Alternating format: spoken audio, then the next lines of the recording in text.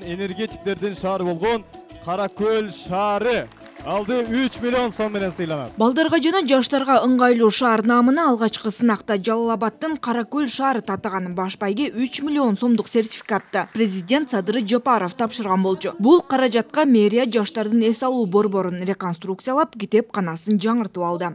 Корпустардын чатыры жабылды, ашкананын жабдыктары жаңырды, 6 орто мектепке, андан тышкары шаардык библиотеканы мен бүгүнкү күндө айтып жатам, жаштар борборуна айланды деп, ошол борборго, балдар чыгармачылык үйүнө, анан Каңды балдар эс алуу борборуна музыкалык аппаратуралар алып берилди.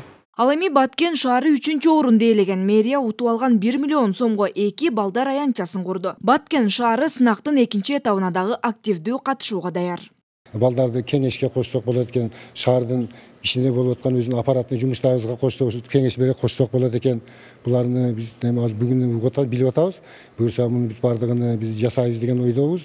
Жеңүүчүнү аныктоо тартиби мэрлердин форумунда кенен талкууланды. Бул жолу дагы байге фонду 6 миллион сомду түзөт. Шаарларды жаштардын жана балдардын ар тараптуу өнүгүүсү үчүн, ошондой эле саламаттык сактоо, спорт, билим берүүдөгү шарттарга маани берилет.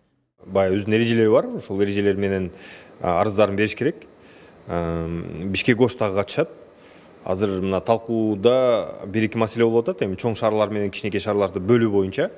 Анткени эки шаардын шарттары ар кандай, ошону да карап көрсөк деп. Но азыр критерийлердин талкуунун жыйынтыгында аны аныктайбыз. Но бирок сынак эмки жылдын башында башталат. Азыр даярдоо этабын өтүп атабыз. Сынак шаарларда инклюзивдик саясатты ишке ашырууга, балдар менен жаштарга ар тараптуу шарт түзүүгө багытталган. Министрлер кабинети өлкөнүн бардык шаарларын бул сынакка катышууга чакырат. Конкурс муниципалитеттердин жаштардын кызыкчылыктарына таасир этүүчү чечимдерди кабыл алуу процесстерине жаштардын милдеттүү түрдө катышуусуна, аларды аралаштырууга көп маани берет.